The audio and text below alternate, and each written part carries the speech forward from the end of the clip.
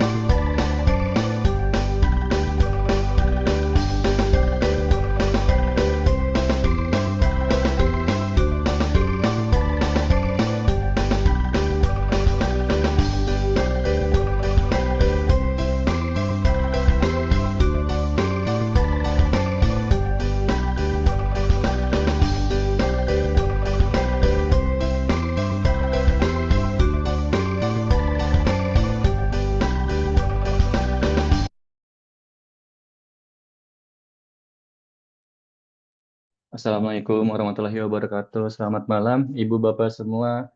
Mohon izin, petugas malam ini kepada Miss Putih. Halo, Miss. Halo, Assalamualaikum. Waalaikumsalam. Oke, suaranya aman, Miss, terdengar jelas. Selamat malam, Mr. Denny. Hi there, Pak Ah, Fakih. ya, hello, Miss Love. In here still noon, so good afternoon then. Oke, thank you, Mister. MC malam ini Pak Solah belum join ya.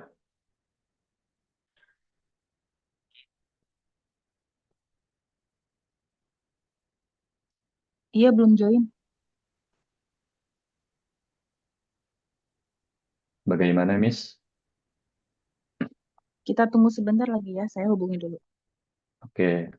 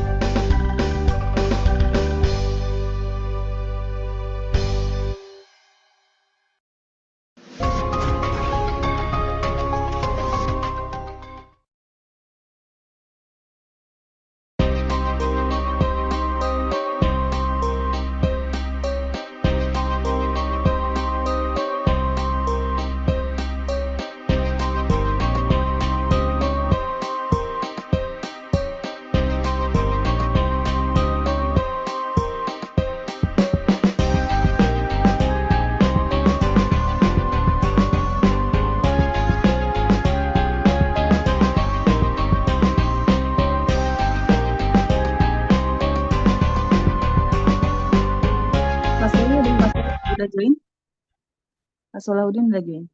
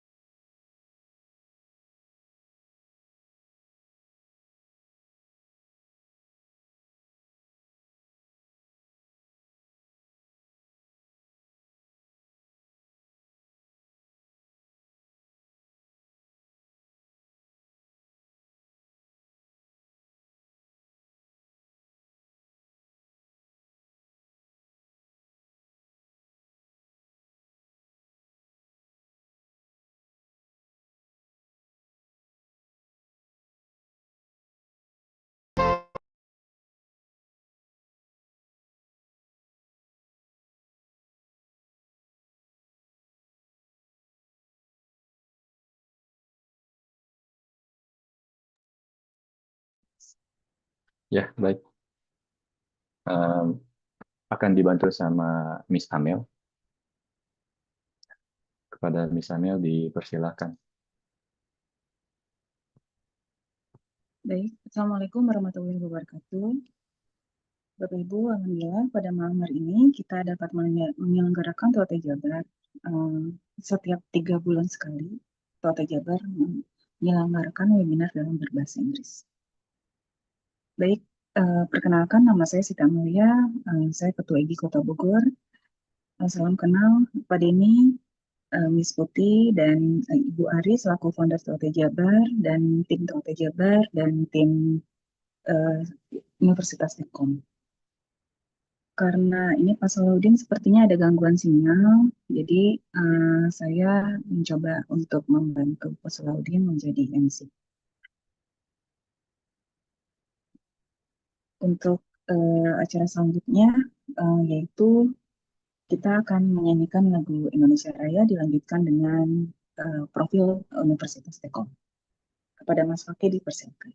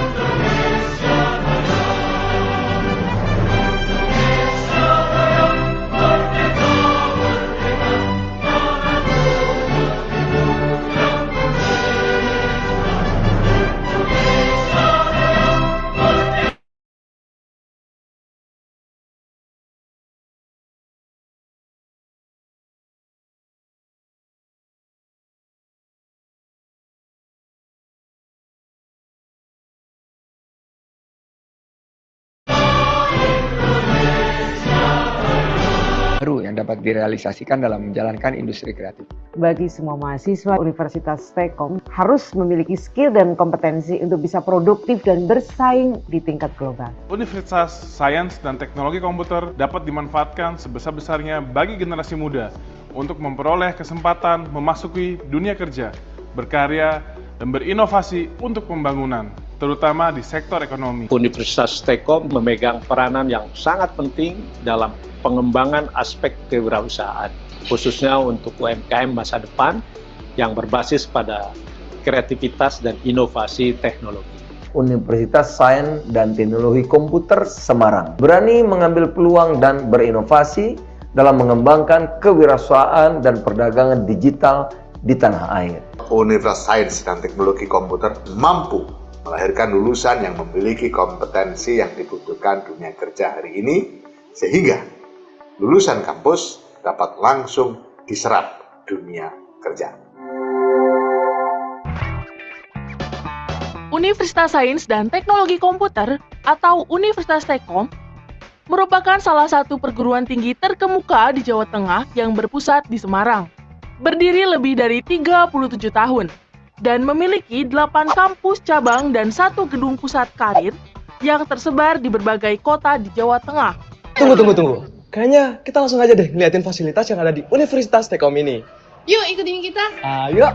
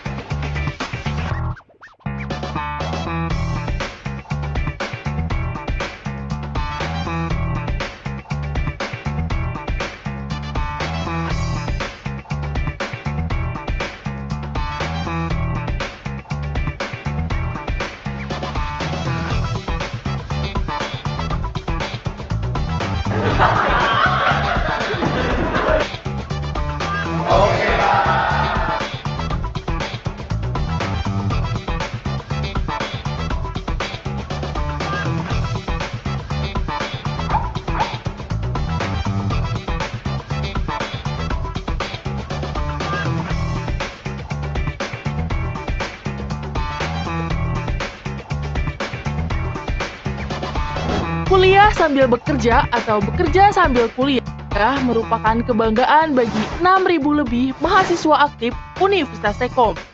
Sebuah prestasi yang selalu meningkat dan terbukti. 90% mahasiswa Universitas Stekom sudah memperoleh pekerjaan dan sukses di dunia kerja dan wirausaha sebelum diwisuda.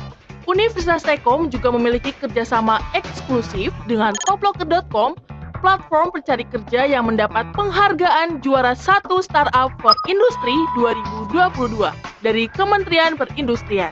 Universitas Stekom juga aktif bekerja sama secara internasional dan berteman baik dengan berbagai universitas terkenal mancanegara. Berikut adalah lokasi kampus Universitas Stekom yang tersebar di Jawa Tengah. Ojo mek kerja, ojo mek kuliah digabung ya. Kerja sambil kuliah sambil kerja, ngono ini. Universitas Stekom, Universitas Stekom, Universitas Stekom, Universitas Stekom.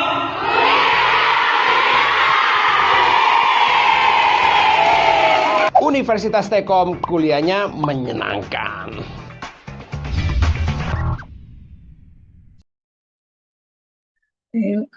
Bapak Ibu, webinar ini bekerja sama Tote Jabar dengan Ibu Kota Bogor, Universitas Stekom, dan PT IC. Webinar ini berjudul How International Education Contribute to Indonesia's Growth akan disampaikan oleh Mr. Denny Kurniawan dari University of Southampton dan dimoderatori oleh Ibu Putih Anissa dari Ibu Kota Bogor. Sebelum kita menginjak pada acara selanjutnya, mari kita berdoa dulu sesuai dengan agama dan kepercayaan masing-masing. Berdoa mulai.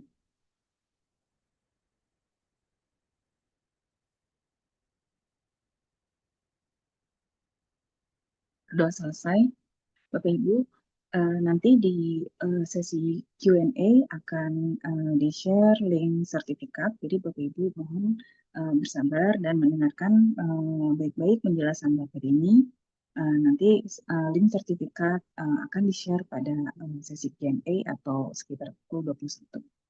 Untuk acara selanjutnya saya serahkan kepada Ibu Putih. Silakan Ibu Putih.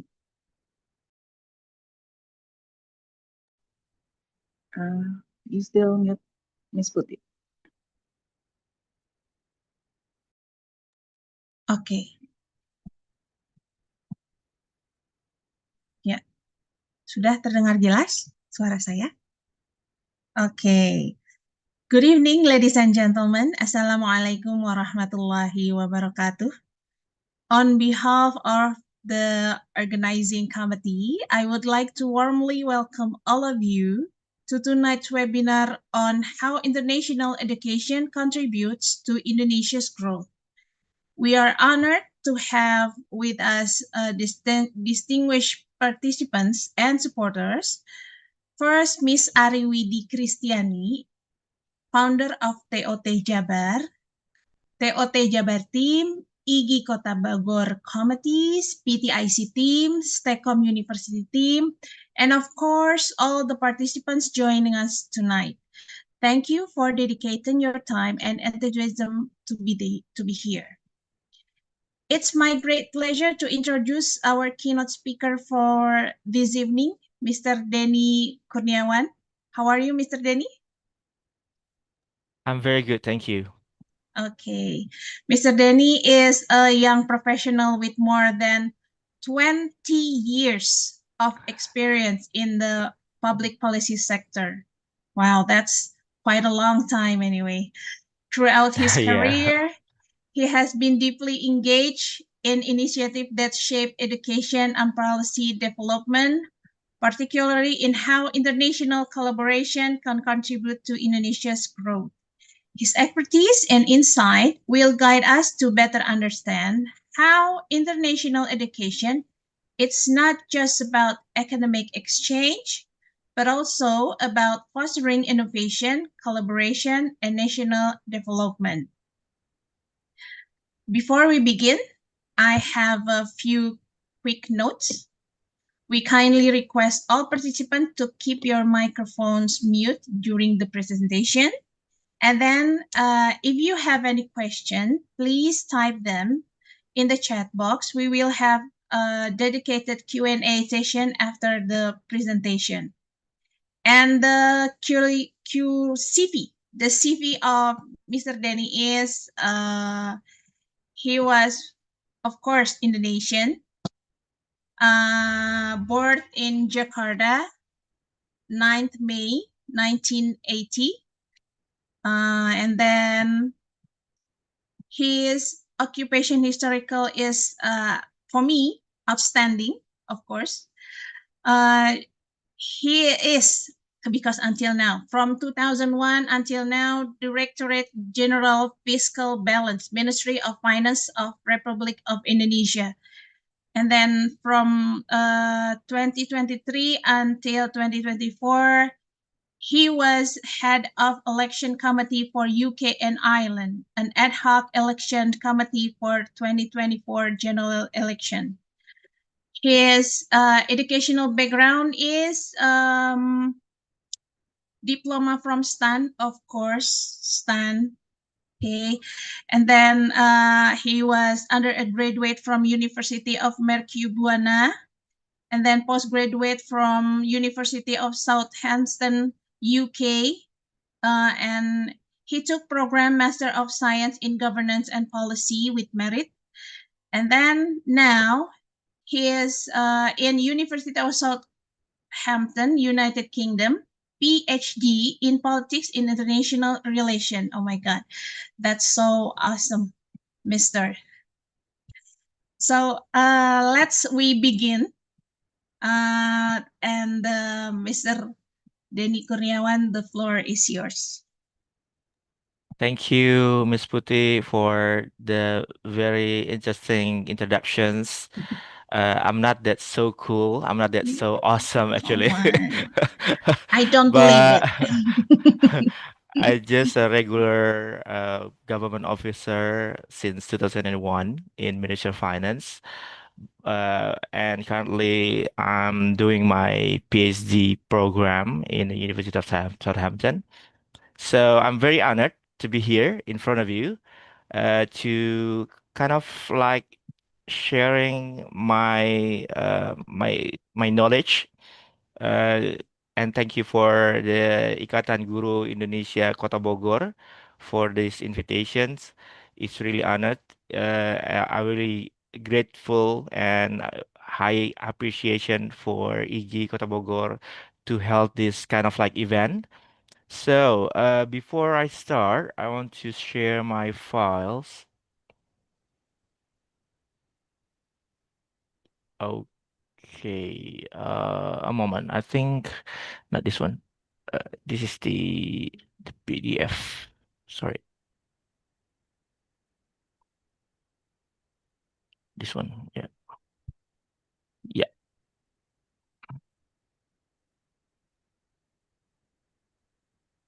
Okay, right.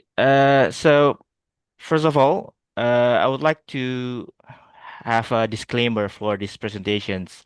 So these presentations is not originally made by only by me, but it is kind of like summarized and elaborated from the events of the Mata Garuda Britannia and Irlandia held in London, 6th of July 2025. The events, the seminar or the conference, so-called Innovation and Strategic Collaboration among Government, Academia, and Private Sectors to accelerate and achieve 8% economic growth. From that event, I found a very interesting points that when I invited or discussed with Ibu Siti Amalia that this event, this tonight event, is part of the improving the teachers' capacity or uh, and to improve how the teaching quality in your fields. So just what comes to my mind that this kind of like themes is very important for me to share for in front of you the all the teachers because for me even though that you are not my direct teachers but you are my teachers also because you are the teachers of all. So this theme is very important for us actually to kind of like encourage young peoples on pursuing higher educations abroad and internationally for what? To contribute more to Indonesia's growth, of course. So then the question is how that that international education's experience will contribute to Indonesia's growth.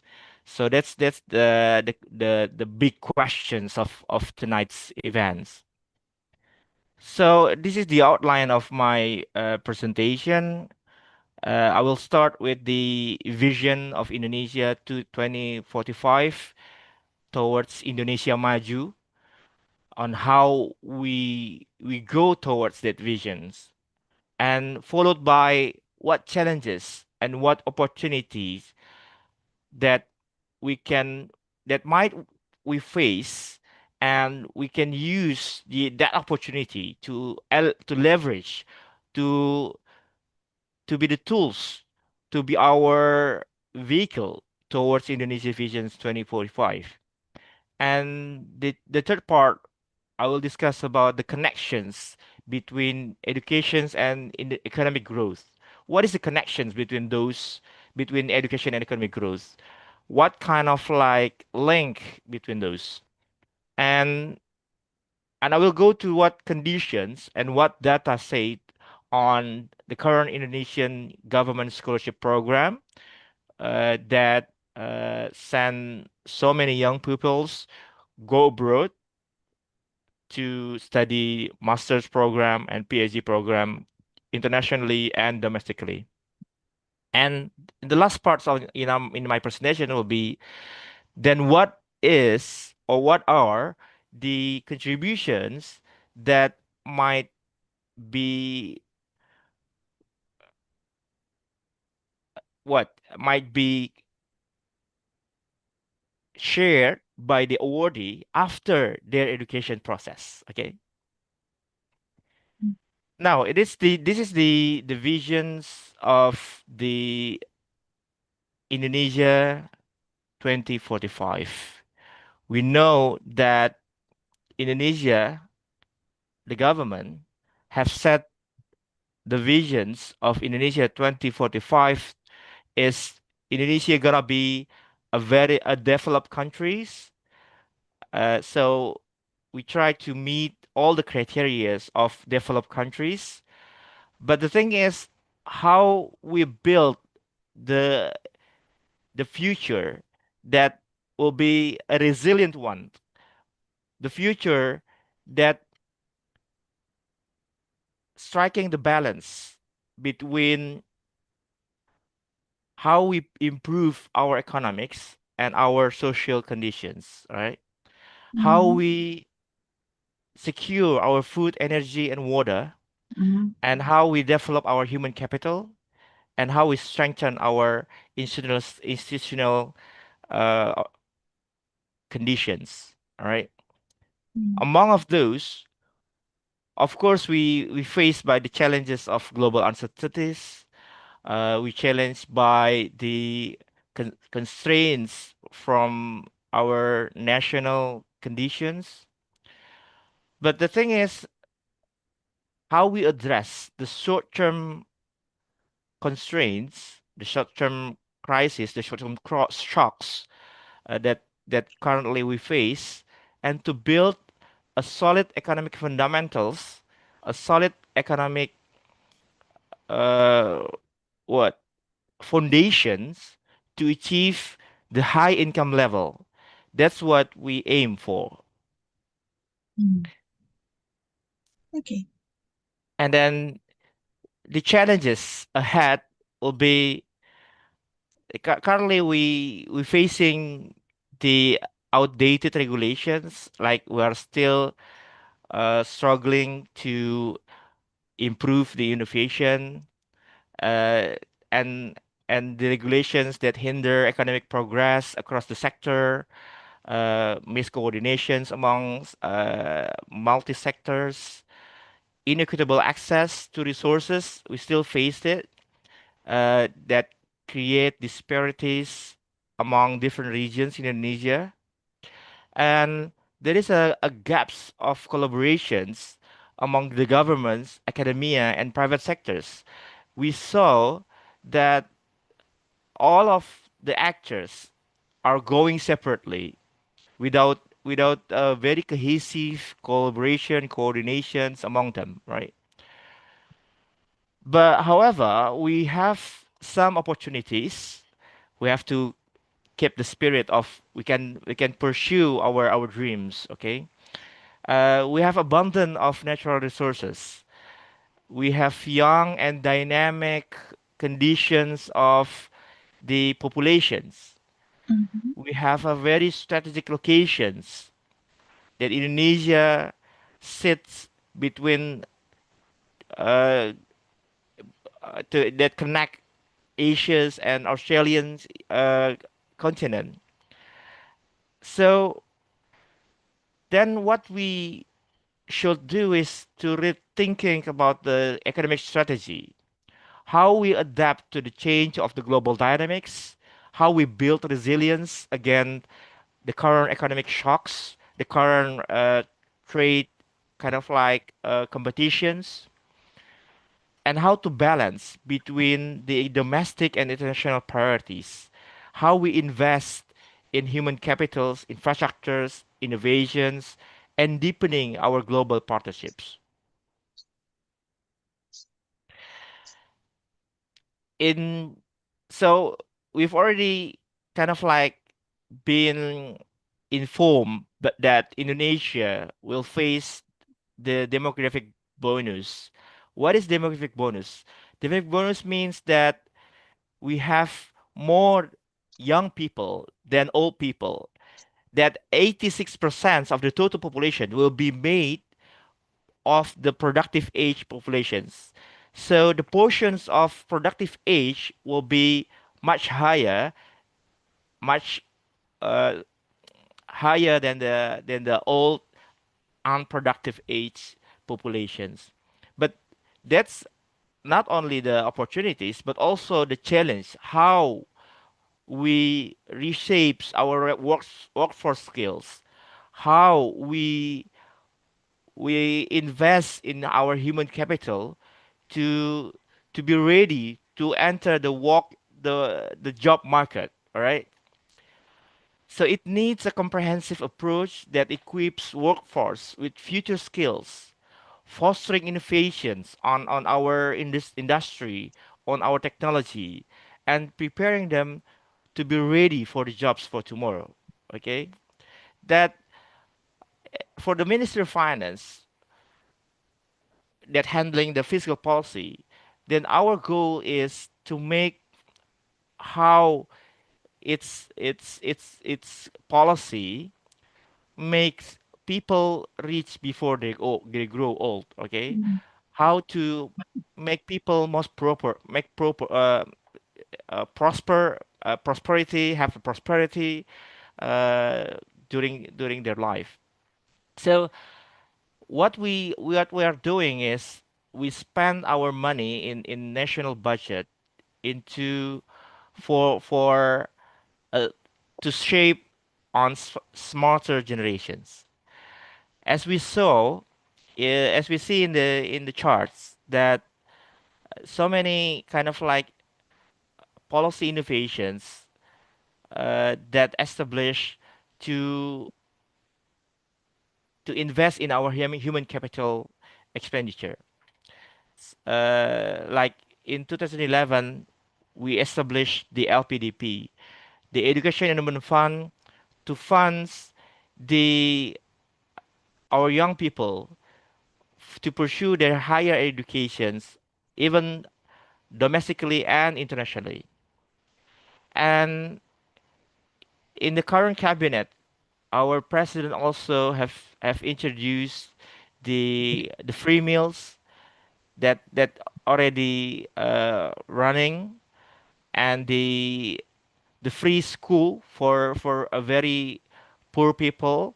It's sekolah rakyat.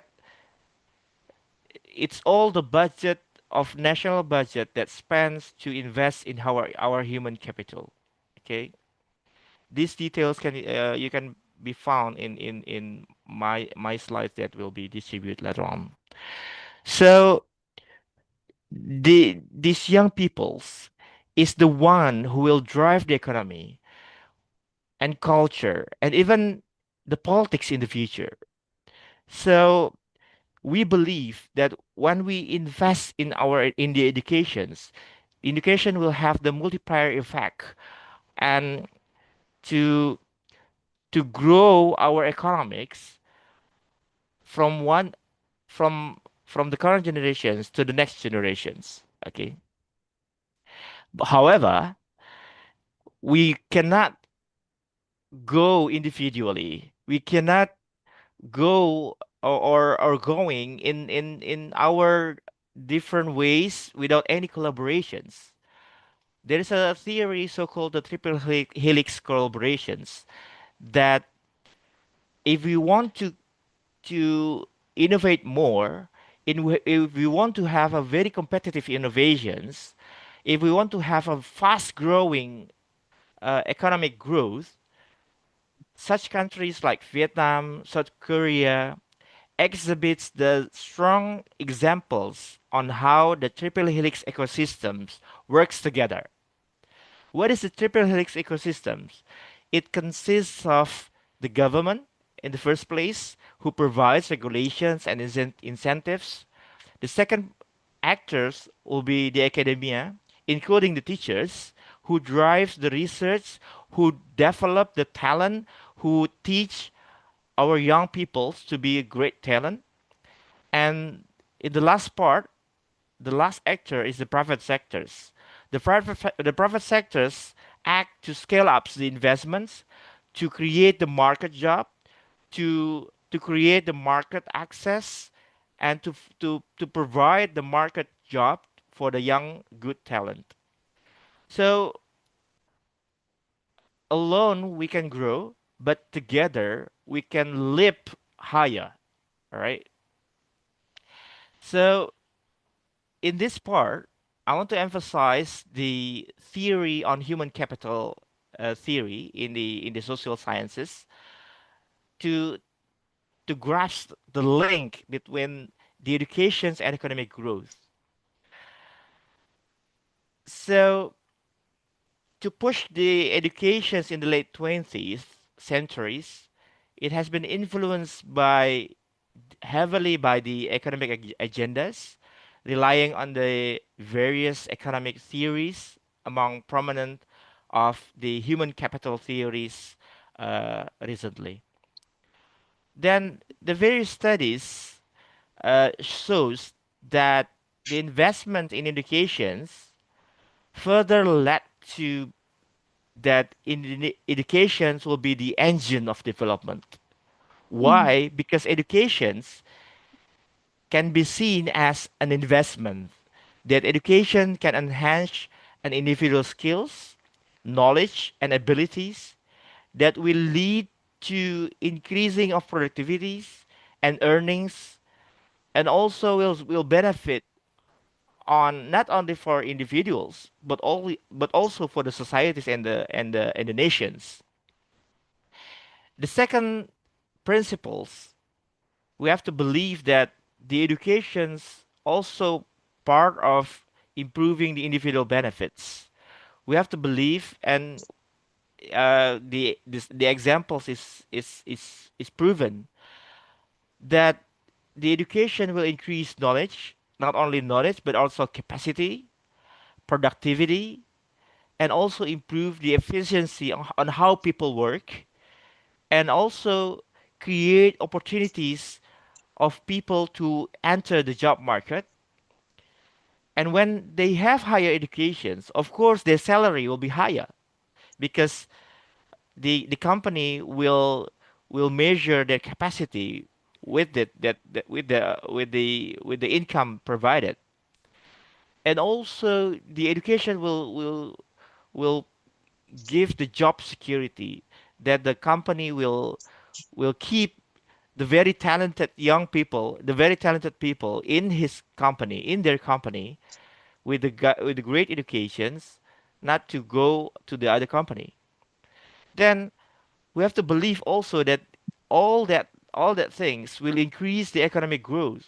Why? Because when the people can enter the job market, like can have productivities, can have a good income, then the income per capita will be increased, and the education will also increase how the research and technology innovations in the certain nations, in certain country, and it leads to better health conditions, better education process, and hopefully more democratic kind of like governance.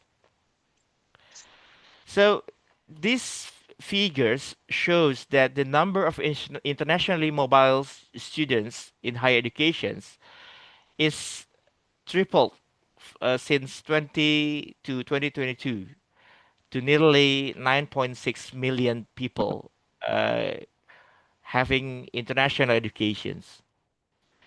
However, most of the countries still dominated by the Europe and Northern American countries.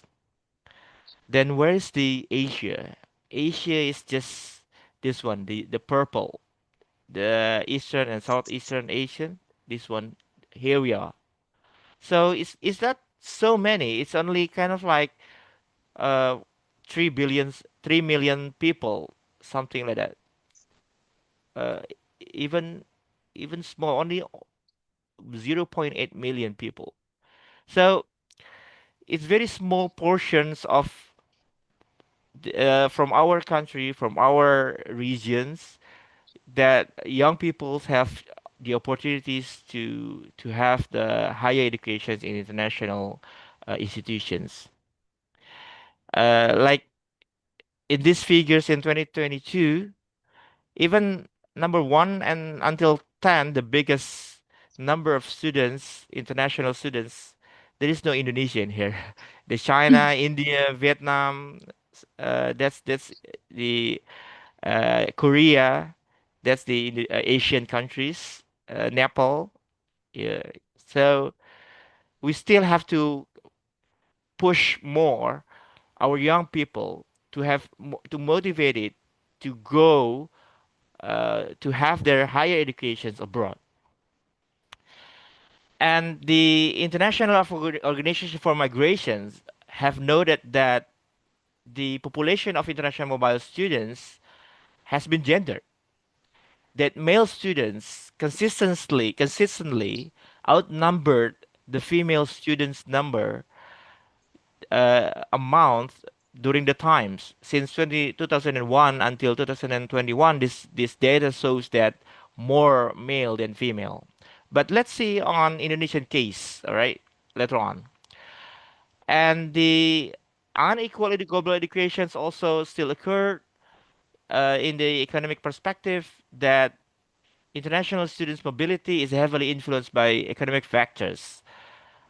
With two-thirds of internationally mobile students originating from higher and upper middle income countries. So high and upper middle income countries have sent so many people to go abroad, to study abroad, but then the lower income countries have difficulties to do that.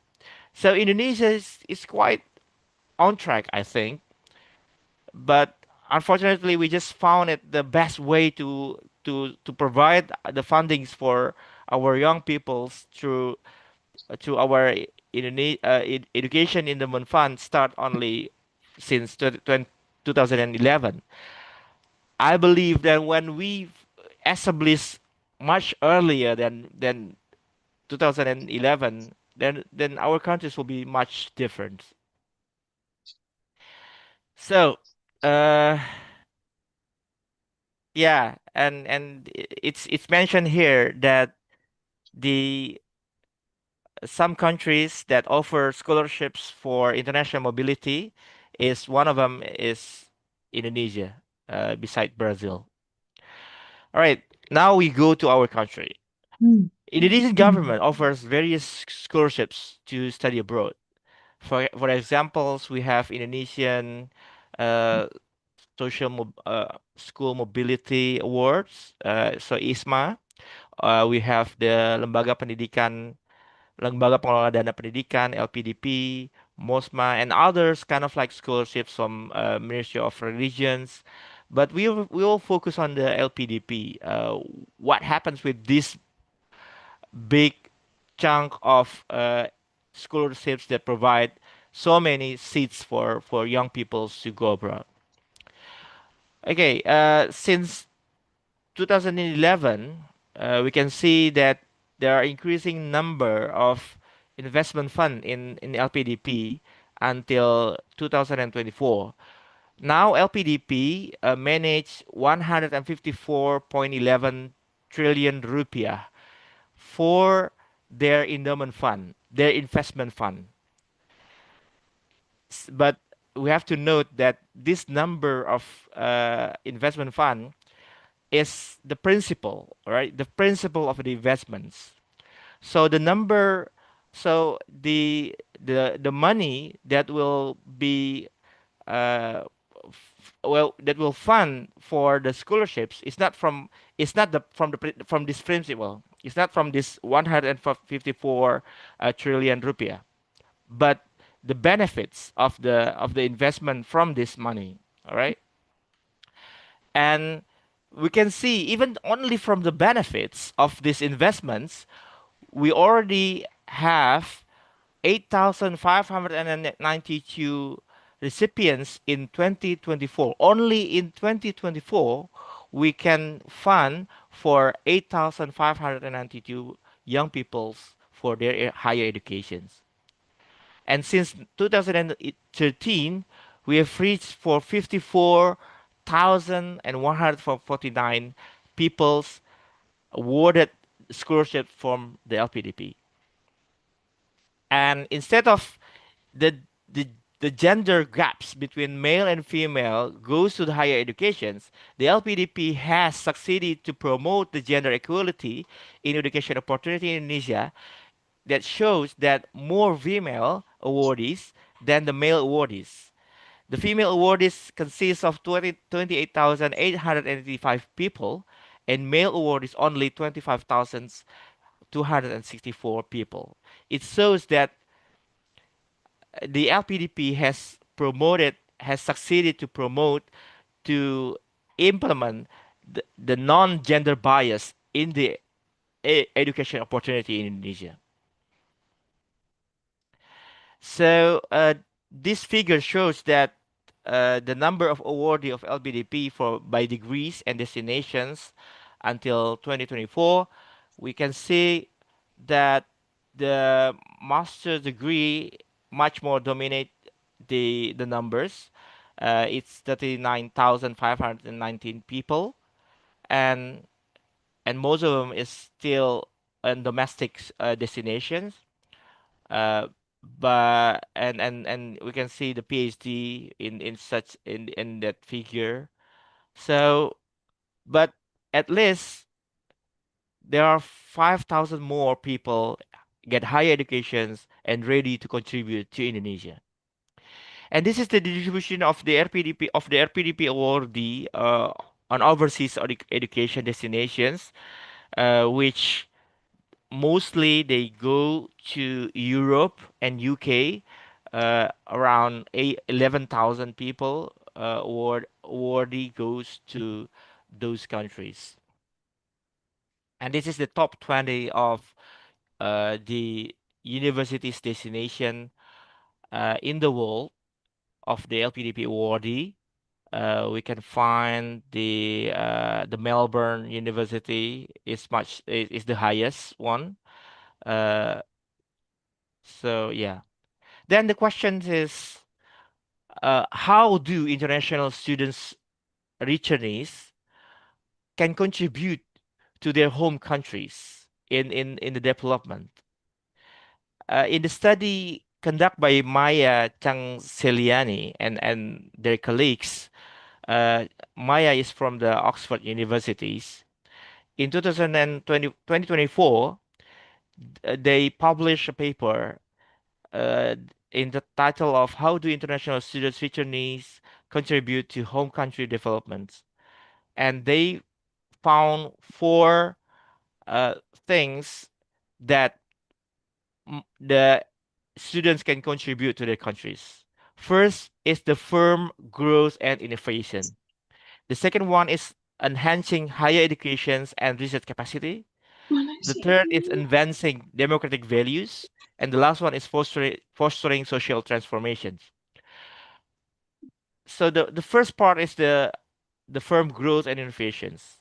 So Maya said that the returnees can boost the local industries by bringing the new technologies, bringing new innovations, bringing new business strategies that can improve productivities and content competitiveness, especially in emerging markets such as Indonesia's is one of the emerging markets.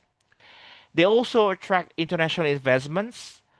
Why? Because they can help to secure significant foreign capital foreign investment by building their international network.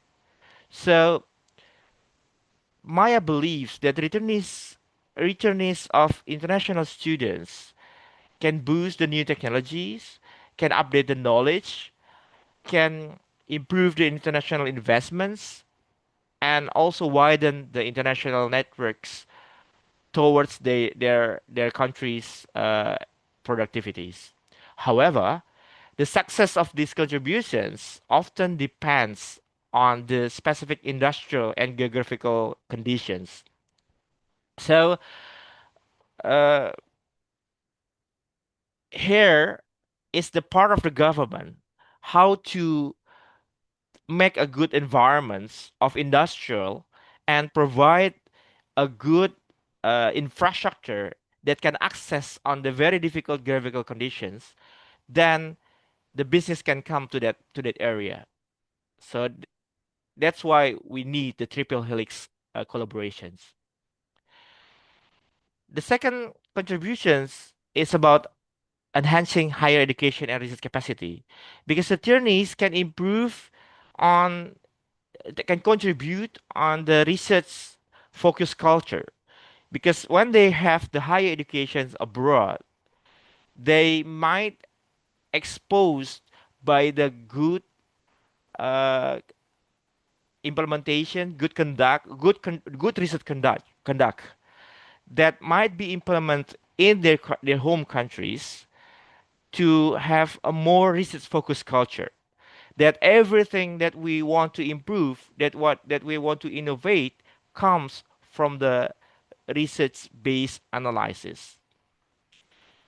Then the second contributions is because they they have been exposed by the international experience. Hopefully that kind of like international experience can establish more on how their that good practices being implemented in their home countries. Okay.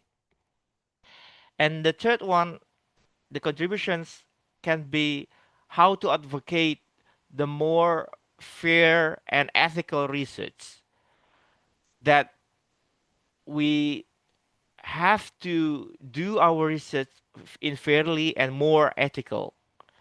This is what the developing countries education institutions being struggling or challenged with, is how they conduct their research in a very fair and ethical uh, conduct. And the last one is they can also update the curriculum in their home countries to help other young peoples to improve their education condition, the education curriculum to be adjusted by uh, a very contemporary conditions, current conditions of their home countries, with their international kind of like experience.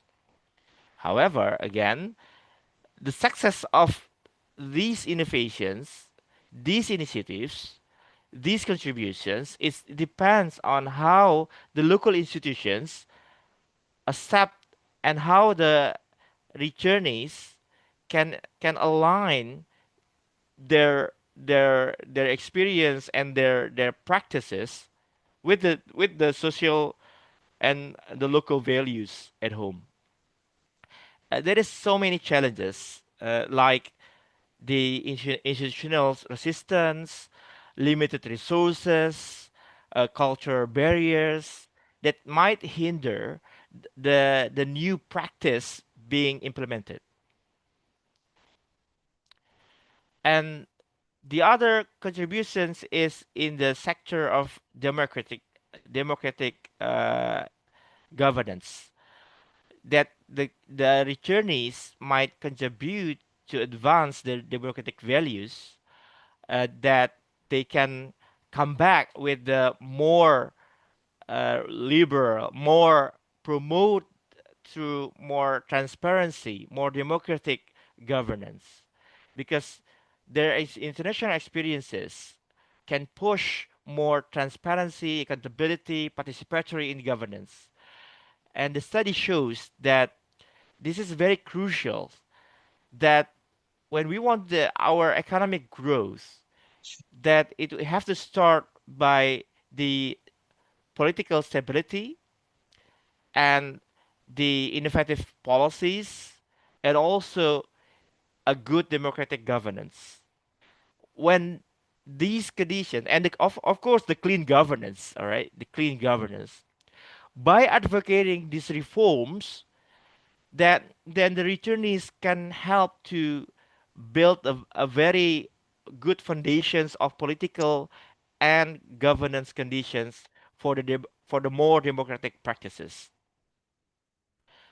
Then, but however, these influences, these contributions can be limited by the local political conditions that might not lead to more sustained democratic development without a very systemic support, without a very broader systemic support that comes from the people from the nations. That the people from the nations should support the clean governance, should support more transparency, should support more accountability, should support the government, should support more participatory governance. The last one is about they can contribute in fostering social transformations. It means that the returnees can advance for more inclusive development, more more equitable development that address all the needs from all people, even from marginalized people from marginalized groups, in a very various way. The awardees, the returnees can go to advocate, to improve healthcare, to promote peace building, to aid rural development, to improve the development from a very rural area. Then these initiatives, however, should should kind of like entrench or adapt with the social social norms or social values in the local level, and sometimes also face a resistance from the local institutions.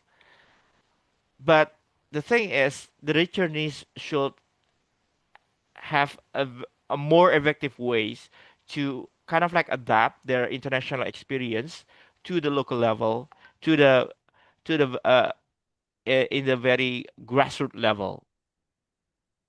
Then the policy of the LPDPs itself have mentioned that there are key roles of the LPDP awardees, that the there are five of principles of the roles of LPDP awardees promoted by the LPDP's institutions, is how the awardees can raise uh, m- can improve the public awareness towards more modern, more inclusive, more innovative kind of like culture, and to serve they have to serve themselves to be a role models in the society, that the society can see that LDP awardees can be a good role models to improve the the norms in the societies, to improve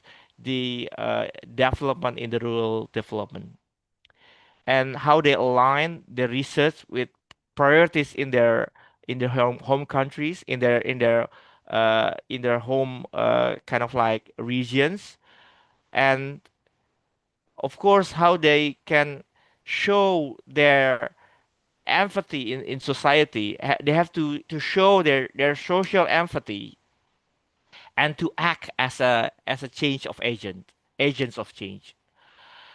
So the LPDP awardees are expected to be the catalyst for change by linking their academic knowledge to the real world policy challenges, and ensure that the research it will be relevant to the national development needs and to improve the economic growth. So, uh, yeah, I mean, what does it mean by the catalyst of change? It means that the awardees can bridge the gap between the real world challenges, the real world conditions, and the policy in Indonesia with their academic experience and knowledge, and they have to be the bridge, the gap between the academia and the policy in Indonesia. Then we hope that the economic growth will be lifted and there will be equal access, equal quality of public services among regions, among different peoples, among different societies in Indonesia, among different sectors like education, health, personal development, social protections, retirement, security. So we hope that Indonesia will be a high income level country even before 2045, we hope. Thank you. Okay, thank you, Mr. Denny. And okay, do we discuss? Okay, we have a discussion session now, and before that, I want to ask something. Are the LPDP awardee have to come back to Indonesia as MOU before? Because if you are an LPDP awardee, then you must come back to Indonesia and do something for your nation, or how? I think that's the beauty of the policy in the scholarship in Indonesia, that the LPDP as scholarships agencies uh, ob- oblige or mandate the awardee to come back to Indonesia. It's part of the contract between the LPDP and the awardee. Why? Because of this is the money from the taxpayers, right? Yes. So the awardee should understand that they go to the higher educations they from the taxpayer fund, from taxpayer money. So they have to contribute to the home countries, to Indonesia, their home countries, after their educations. Of course, the LPDP still give a chance for the awardees, such as to have internships experience or working experience. They can have like 1 or 2 years experience because here in the UK, the UK governments can give the what's so called the graduation visa, graduate visa, the visa that awarded to the students that already graduated from their undergraduate or the master program or the PhD program for at least 2 years. So within that 2 years, the awardee can elevate their international experience, expose the more on their uh, exposures on international jobs market during those 2 years, and then come back to Indonesia to implement in the real world, in the real life, in their home countries to contribute to Indonesia's economic growth. Oh, okay.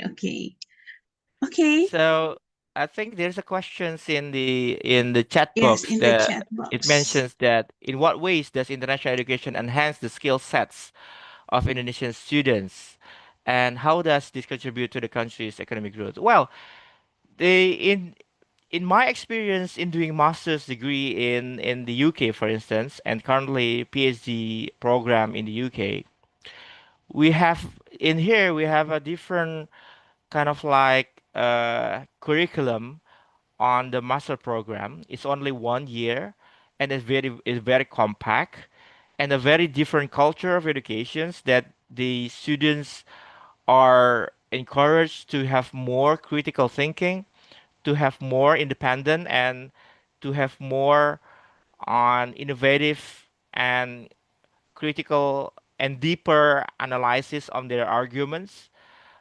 So in that way, the international students can improve their logical thinkings, critical thinking, and and can be implemented in their real life back home in their home countries. So myself, if I reflect my personal experience after my master's degree, and I come back in 2011 to my job as a Ministry of Finance officer, I found that my horizon become wider and my analysis become deeper. And the when I face a problems in the policy development, in policy reformulations, I found what more comprehensive, more have more comprehensive and rigorous way to solve the problems, and exposed by the experience of how the developed countries formulate their policies. Then I can implement that experience, that factors into my daily life as a Minister of Finance officer. So that's why the exposure of international educations is very kind of like beneficial, not only for the students but also for the countries when the students come back to their home country. Okay, okay. Thank you, Mr. And we have another question in the chat box. How does the impact of international education in Indonesia compare to that in other Southeast Asian countries? What lesson can Indonesia learn from this comparison? Well, in my opinion, what the difference between Indonesia and other Southeast Asian countries is on how the government and the society utilize the awardee, the returnees. I think Indonesia have to kind of like build a good environment, a good uh, kind of like infrastructure to give a good chance for the returnees to implement their knowledge. So for instance, some of the returnees in the certain sectors in a certain program, they have a very advanced technologies kind of like knowledge, but they can't implement their knowledge because of there is no infrastructure in the research environment in Indonesia. So I think the other countries is kind of like provide a much better kind of like facilities and infrastructures. And the thing is, we have to start with the clean governance because this is what the very basics kind of like issues in Indonesia. Indonesia is a very rich country. Indonesia is very kind of like uh, very kind of like uh, have a variety of resources, but we suffered by the lack of integrity. So I think we have to start with improving our integrity in a very kind of like many ways, in a very many sectors, in all sectors. We have to improve our integrity. Start with the educational institutions with to improve and shows a good integrity and a good practice of integrity. I think that's in my point of view. Okay, so in your opinion, maybe that's why some awardee students choose not to come back to Indonesia because they're not. They can excuse for many reasons, you know. They Of can course. excuse for many reasons. But the thing that I said to my awardees colleagues is please put aside your personal kind of like interests, right? And prioritize or put forward your nation's above all, above your nation's interests above all, you know, because you've been funded by the taxpayers of Indonesian people. Then please consider that as part of you obliged to pay forward that fund in your contribution to the countries. Because if you want to excuse that I don't want to come back to Indonesia in some reason for some reasons, so many reasons, right? So many Yes, yes, of reasons. course. But the thing is how we put aside our personal interests and prioritize and put forward and put at first our national kind of like interests. Okay, okay. And also they already have contract for uh LPDP. LPDP. Yeah. Yes, yes, they Yeah. have contract before. Okay. Next question. Still from chat box. Based on your Is it study. from Bhutan? Bhutan country, or is it Pema from Bhutan, or because it's Oh, Yes, the it's from last Bhutan. time is he's Yes, from, all right. yes, I'm from Bhutan. Oh yeah. Okay. Uh, What's your question is? my question is related to your research. It's very interesting, and uh, I have been watching your presentations. So impressive. So why not Thank we you. can at least in Bhutan also we can such a study we can conduct. I'm a bit worried, but thing is. On your studies, you have already collaborated, you have sent some students for the higher study and after returning. So, is how collaborations you can strengthen this Indonesia education policy? I mean, I forgot to mention Indonesian just education policy, especially in research capacity. And what are some of the factors you are as challenges having during your research during carrying out the research. This is All my right. uh, Yeah. questions. Again, I have another question, but I Yeah. think next time, right after this, I'll if I get time. So thank you. All right. Thank you, Pima. Yeah, Pima, I think the greatest challenges for the researcher to implement their kind of like uh, a research focus experience, a research focus practice is about the data and the access to the data, because so many kind of like PhD students, my colleagues here in the UK from Indonesia, have difficulties on accessing the data from Indonesians kind of like contacts. Uh, so many institutions still lack of transparency, lack of openness to their database, and this is become the issues. Then without data, the researchers can do anything, right? Without data, we can't say anything. We can't have findings, right? So that's why in my slides, in the slides, it is mentioned that all the all the en- the contributions of the returnees to enhance the educational transformations through the research focused activities is nothing when the government is not there to facilitate the access on the data or to integrate the database in the national level, and to provide a good quality of database on any sectors, right? Then I think when there is a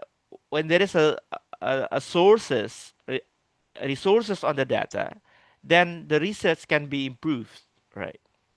The research can be improved. Another thing so is you mentioned about collaborations that I think one of the challenges also is there. I don't know in Bhutan, but in Indonesia, we still have gaps between the government as the policymakers and the education institutions, the research institutions also. The government as a policymakers still the formulate their policies is not based on the research. So we have to start the collaboration between academia and the government with the principles of research-based policies. So when any policies is developed or formulated by based on the research, then the research environment will be improved, right? And and eventually the fundings from the national budget will also come from for the innovations and also for the research.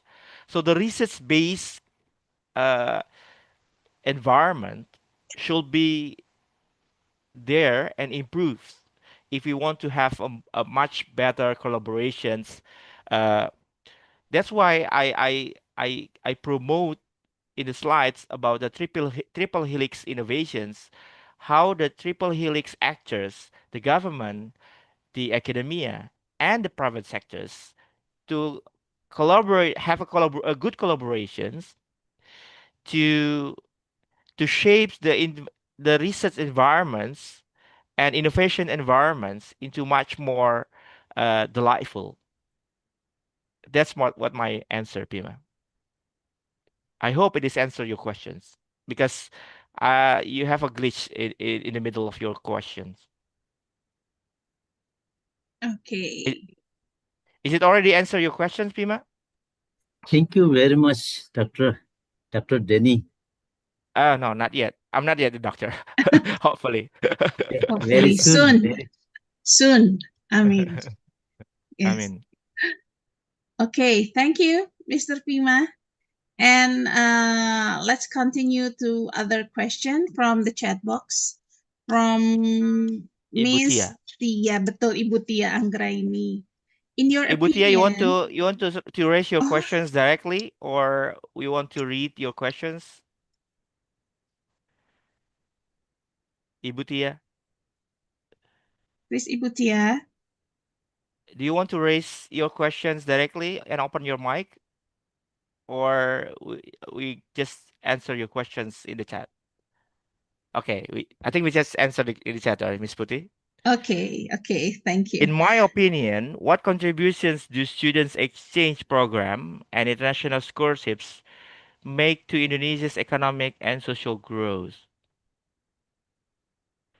Yeah, I mean, uh, I've already kind of like mentioned several kind of like sectors and type of contributions for the international returnees. Uh, but I want to highlight what is the importance and the difference between international educations and the domestic educations. All right, this is a very kind of like a very basic uh, questions and also reasons on why international educations is much more beneficial than the domestic educations. Well, in terms of curriculum, probably the domestic educations is much more local adapted, much more customized with the local conditions, while the international kind of like educations still needs of the returnees to adapt on the local conditions. But however, the international educations give a chance for the awardees and the students into much wider international exposure on the wider knowledge on and experience during their uh, during their study period. And the other things is about network, because network is important for the future kind of like collaborations, for the future uh, kind of like program, because during the study, the international students can expose by uh, different or international organizations abroad, can expose can engage with the international education's institutions that might bring that network into their home countries. Okay, that network is very useful. Like, they can attract or invite the international investors, for instance. They can attract further collaborations among for international for Indonesian or local education institutions to engage to have a collaboration, coordinations, cooperations with the international education institutions, for instance, or to bring a different kind of like educations practices into local education practices on how to deliver the the knowledge, on how to send the knowledge from the lecturer to the students, for instance. That's become one of the uh, bringing innovations, bringing better kind of like education practices, I think. Okay. Okay, Miss Tia. I hope your question is answered. And next chat, Miss Tashi, Mr. I think it's Mr. Tashi. Do you want to open your mic, Mr. Tashi, Tashi? where you come from? Tashi Yang Zom. How have Indonesian universities successfully translated insights from international research partnerships into tangible technological, Social social, and economic innovation, and institution what and what mechanism have facilitated? mechanism? Okay, so Tashi, uh, the thing is how we change from intangible knowledge into tangible kind of like things is so many factors involved, right? The first is about the the quality of the research itself.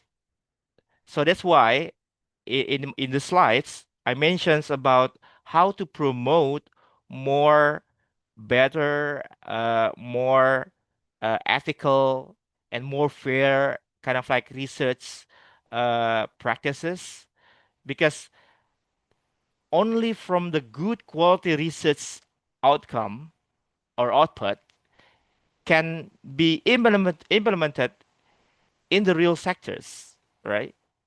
Because when the research is not it cannot deliver a good quality of outcome of research, then I don't think that it is can be implemented, right?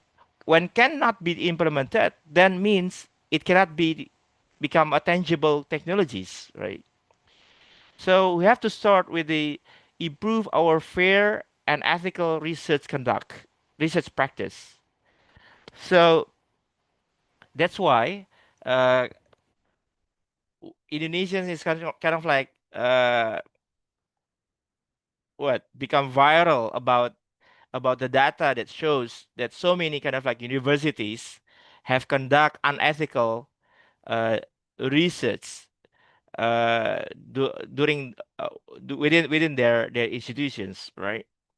So I think for Indonesian case, we have to promote our fair and ethical research practices, then to measure and to link our research outcome into the real world uh, policies, the real world implementations, the real world sectors.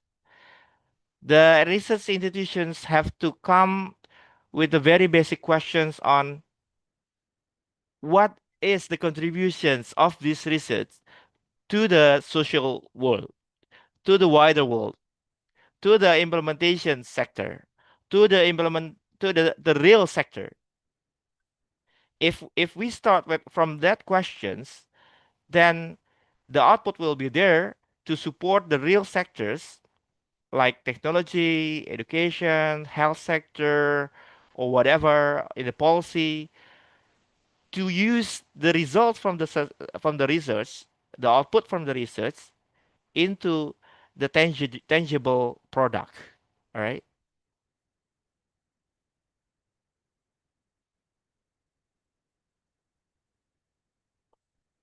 You're welcome, Tashi. You're welcome, Tia.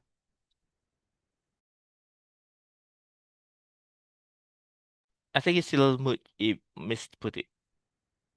You're still muted. Still muted. All Okay, right. thank you. Now, Mr. Denny, do you mind sharing to us your story about first your motivation to study abroad from the first time? What makes you want to study abroad?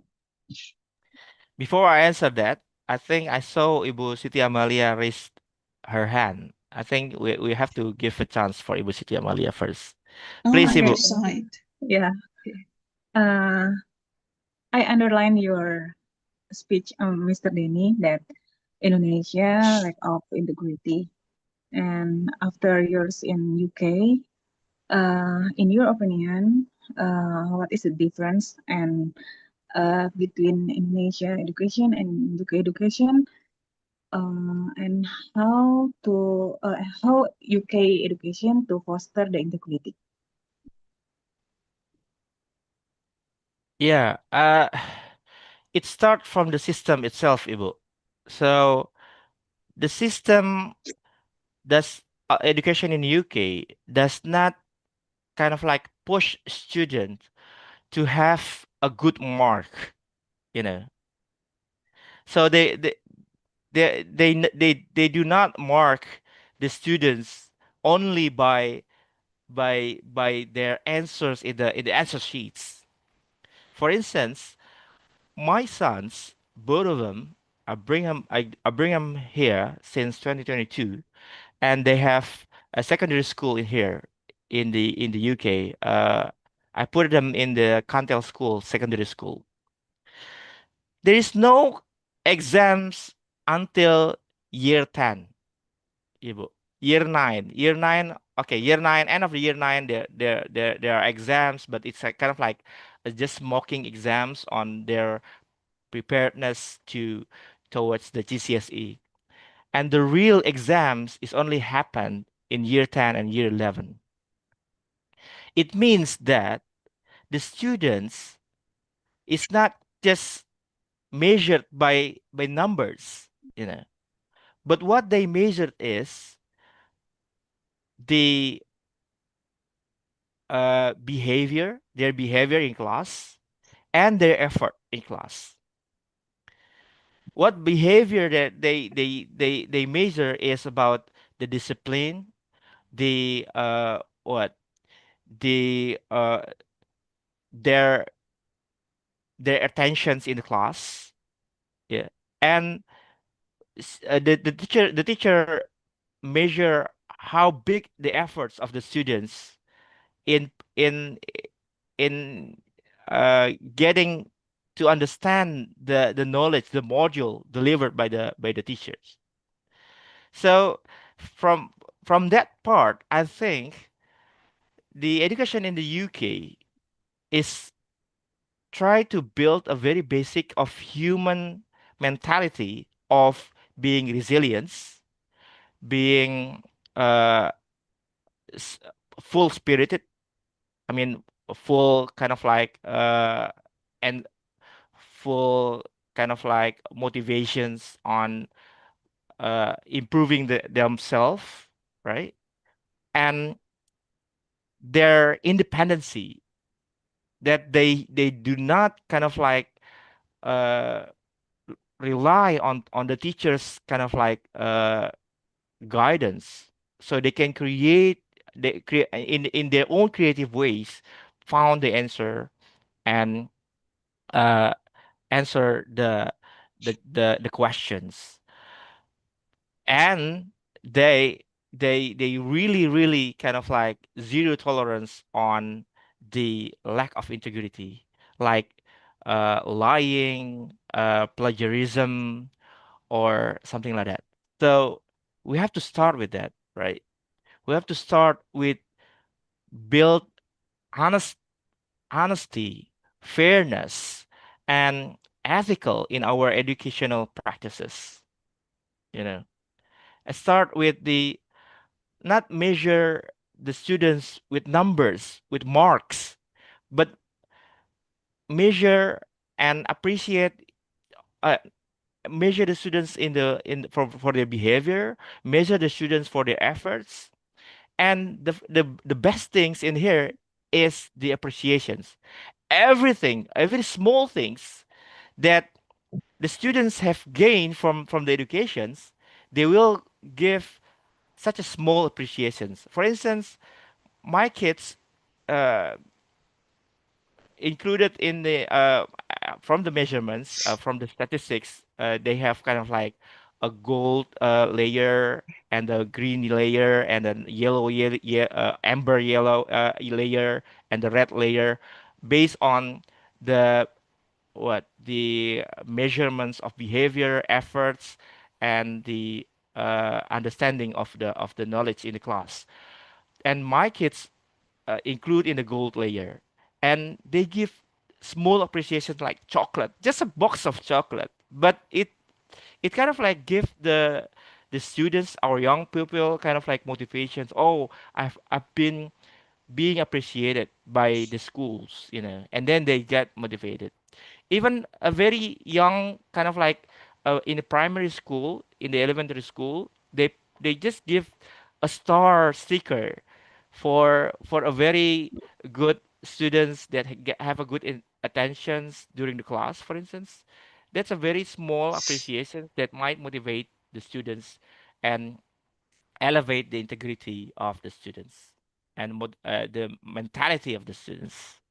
Yeah. Thank you, Mister. It is very uh, big effort and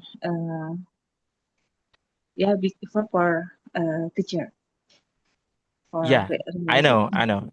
It's a big effort because of we don't have that culture, right? yeah. But we have to start from the small things. Start from your class. Start from our house, from each of our house. Start from each our families. Start with our small class that you are engaged with, and then that culture might bring to the wider kind of like practice, hopefully. Yeah, thank you. Okay, and we have Miss Akila. Please, Hi, Miss Akila. Akila. Hi, Mr. Denny. Thank you so much for the I think I opportunity. know this Akila. Yeah, that's me. All right. Okay. Thank you so much for an eye-opening session. Before, I would like to extend my apology for not being able to open my camera.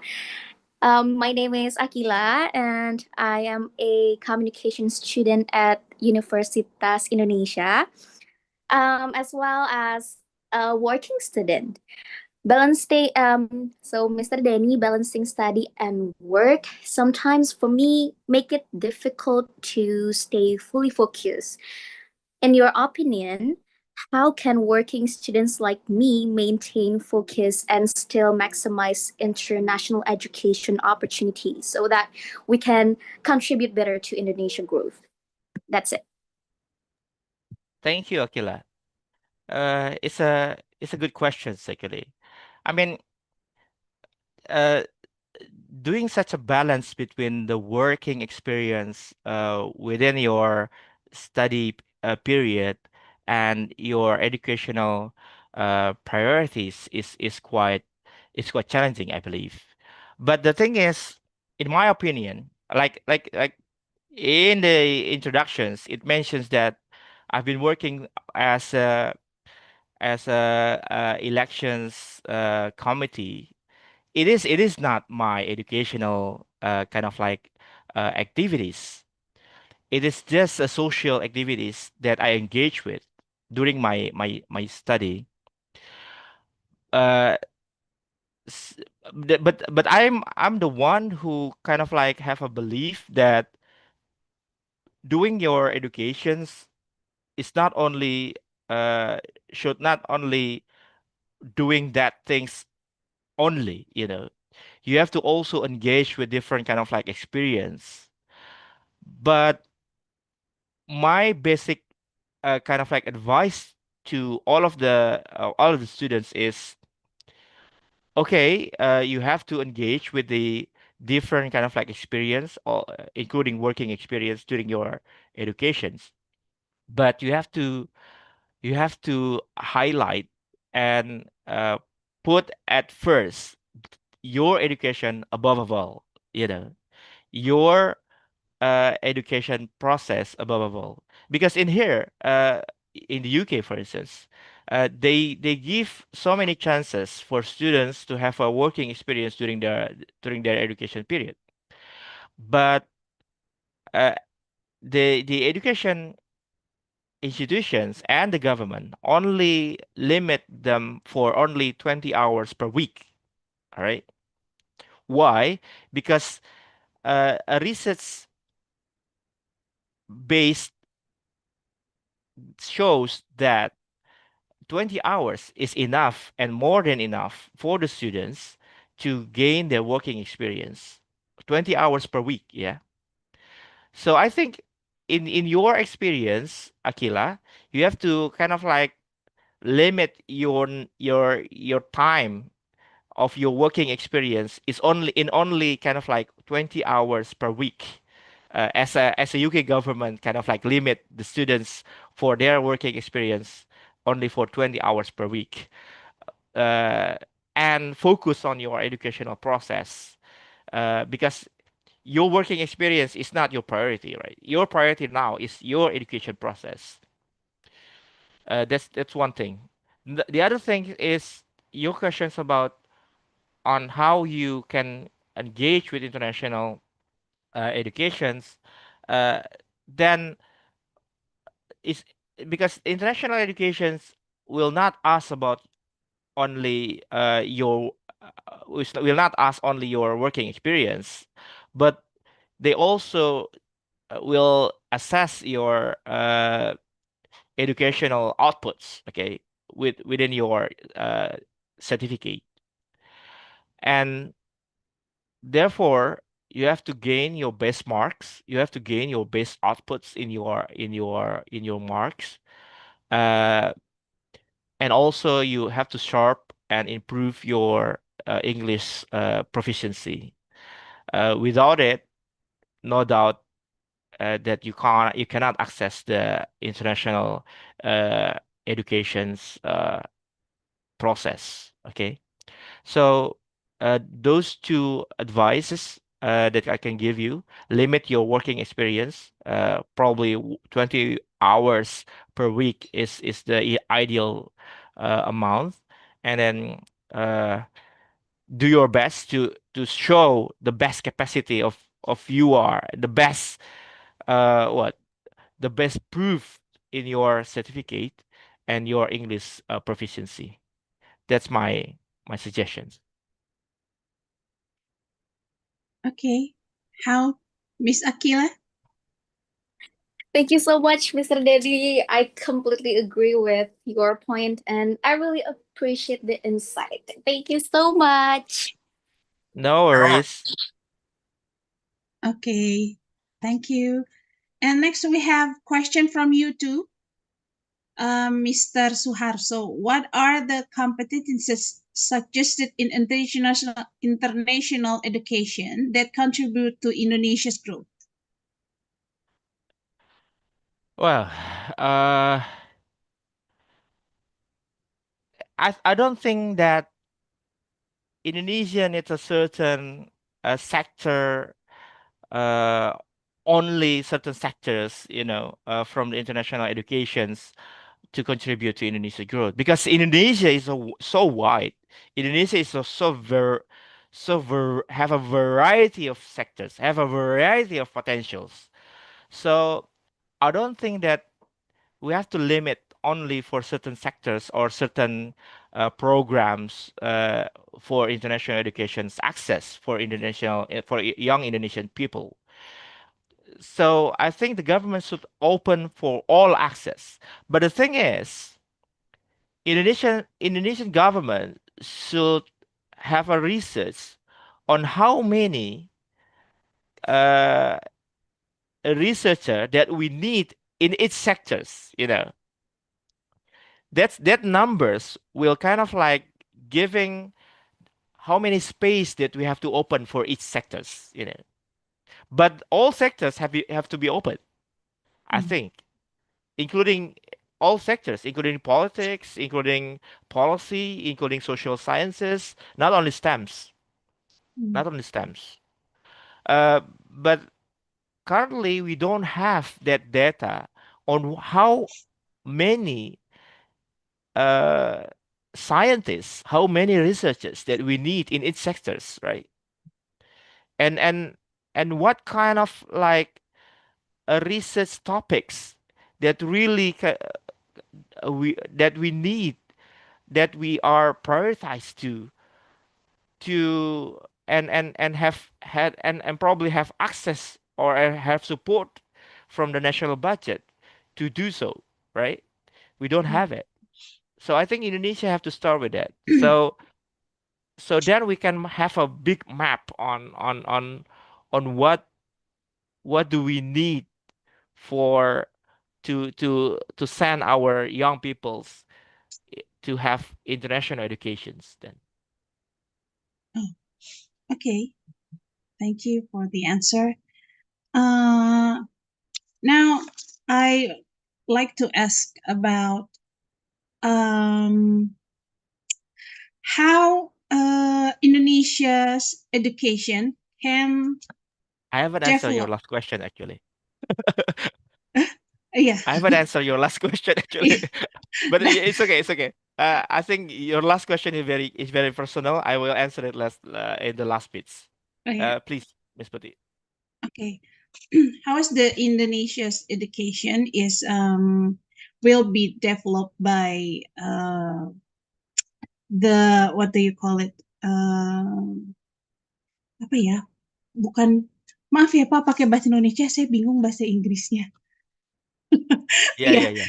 Jadi gimana caranya supaya pendidikan Indonesia itu bisa selaras dengan pendidikan luar gitu. Maksudnya begini, Okay. karena saya melihat apa namanya, tenaga ahli Indonesia itu sering dianggap incompetence gitu ya, karena saya di beberapa sektor di Indonesia itu masih lebih banyak orang-orang yang dari luar penelitinya gitu ya, maksudnya tenaga ahlinya. Padahal menurut saya kita nggak lack of scientist gitu Pak. Thank you. That's my question. Thank you.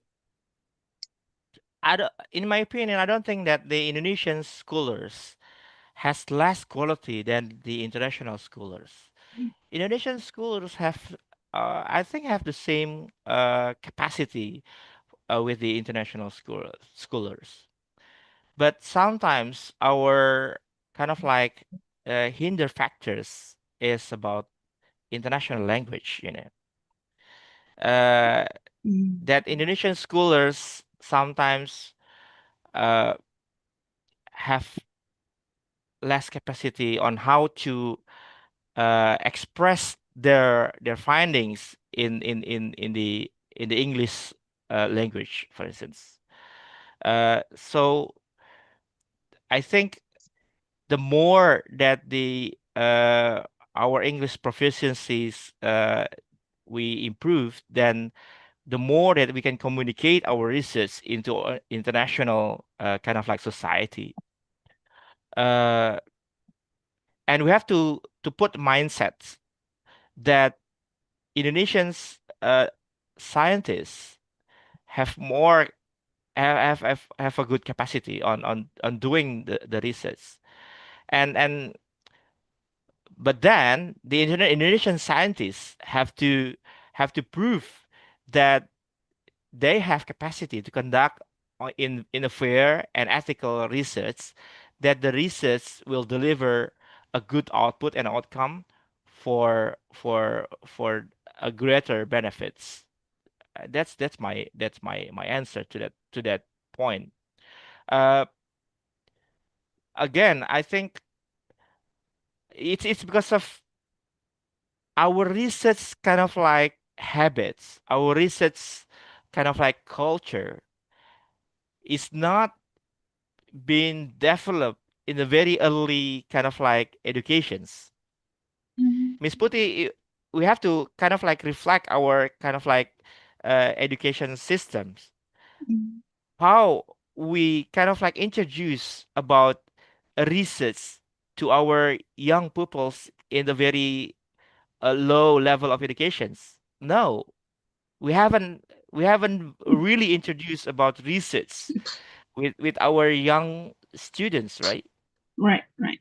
So we have to start with that. So we have to start with the with build how to build a very good research cultures and research kind of like habits within our students from our very early level of educations. Introduce them with the what a good interest on doing the research. Currently, if we ask uh, our young peoples about what do you want to be, mostly they want to be a YouTuber. Yeah, The best way to reach it. mostly they want to be a social media influencer.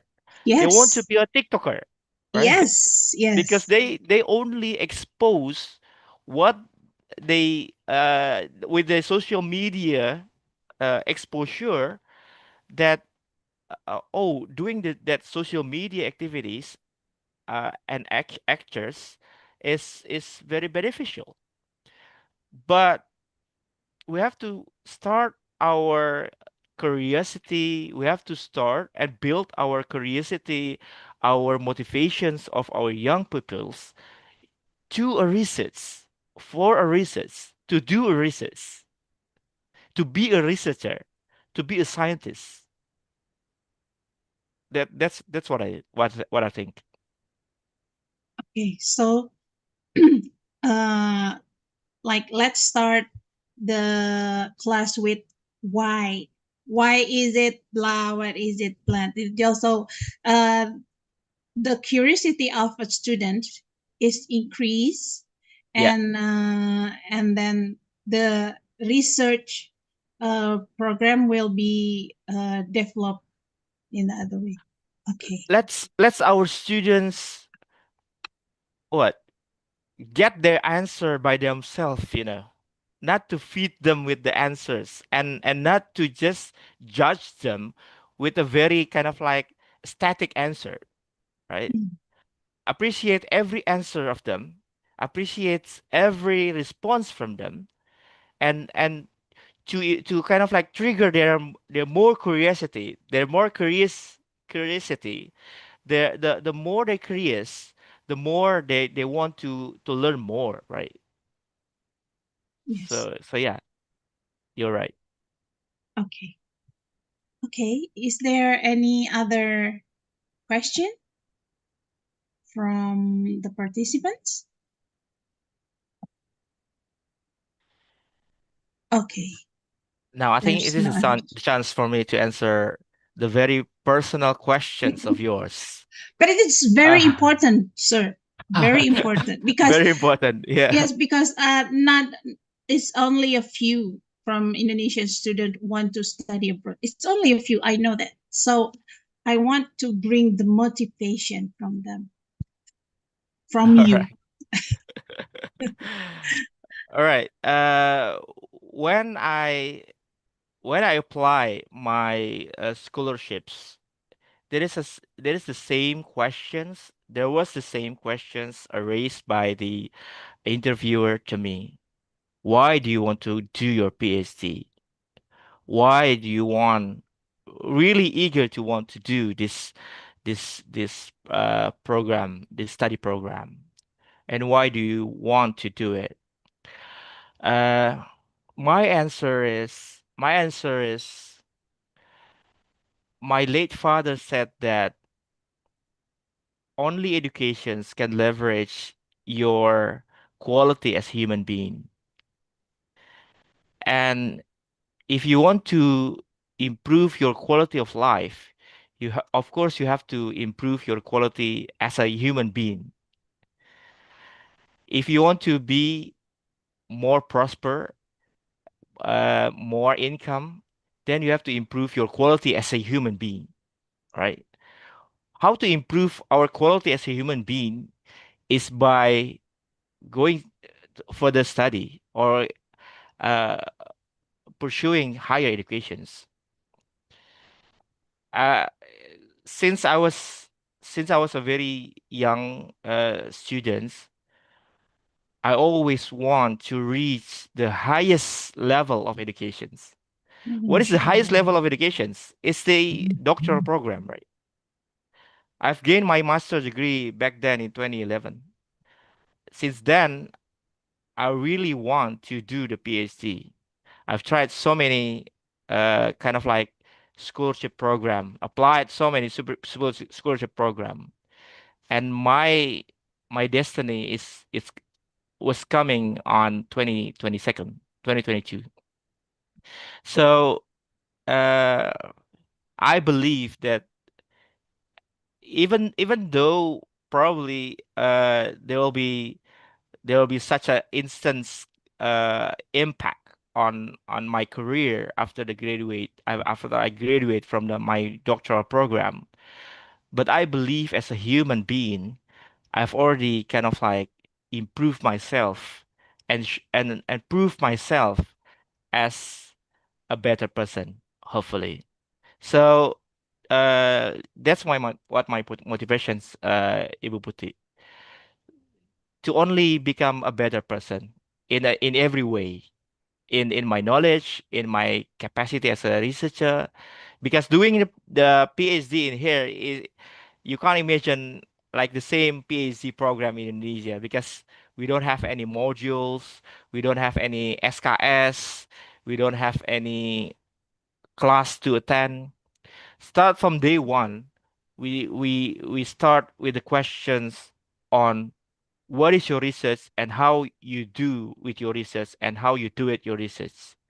So it's a very kind of like a very research based curriculum, and and regularly, continuously, uh, there are supervisory teams that will ask about what is your progress, that will challenge our research kind of like progress, that will challenge our research design, that will challenge our findings and outputs from our research since day one.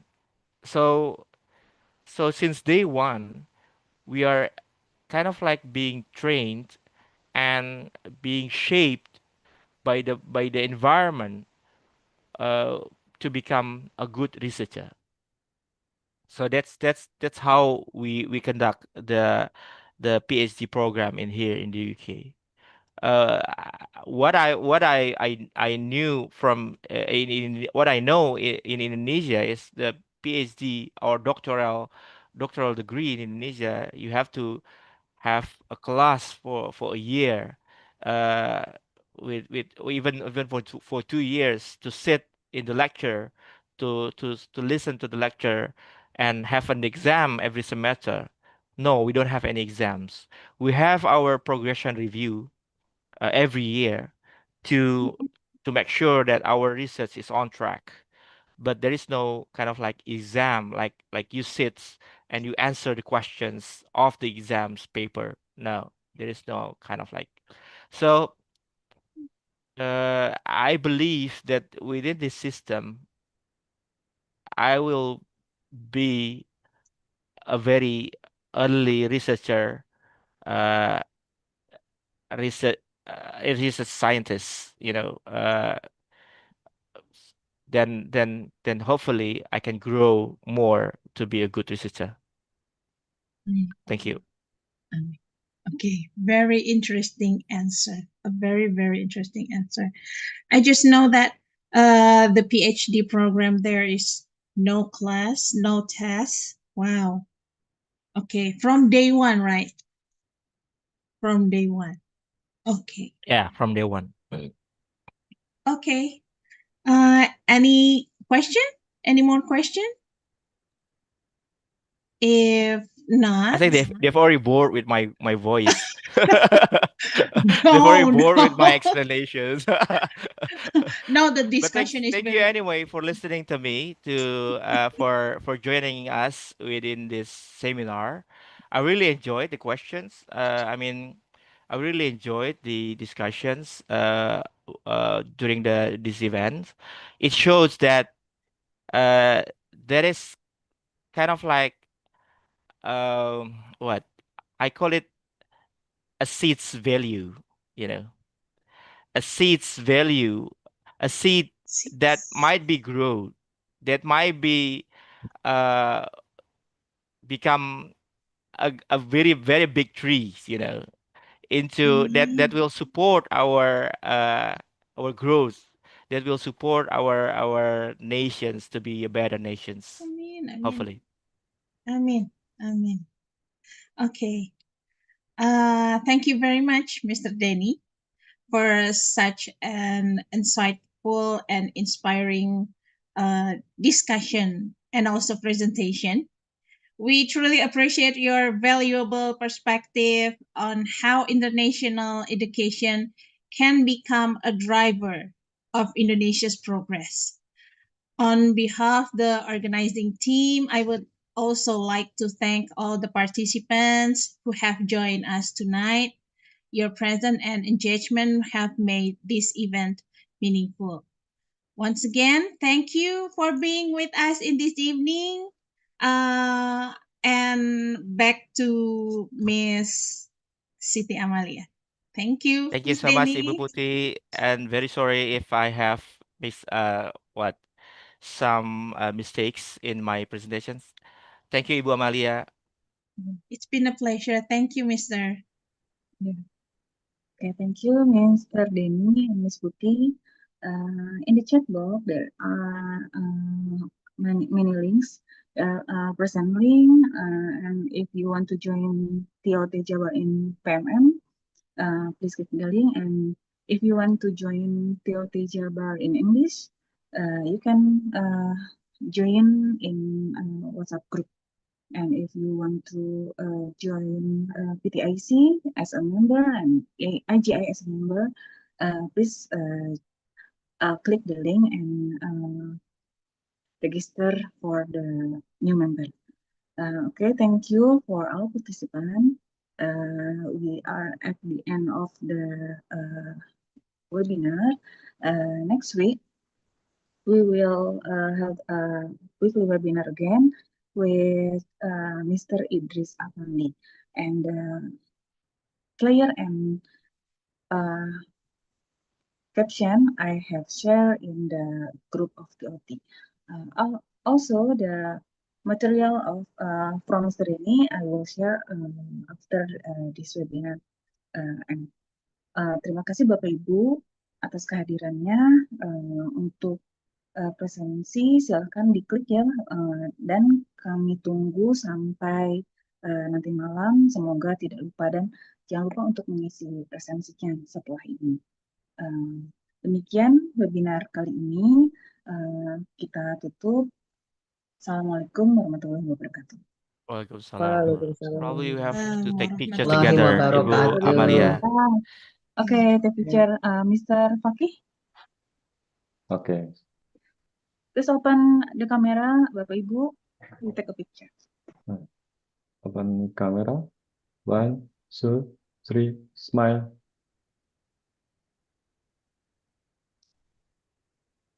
Okay.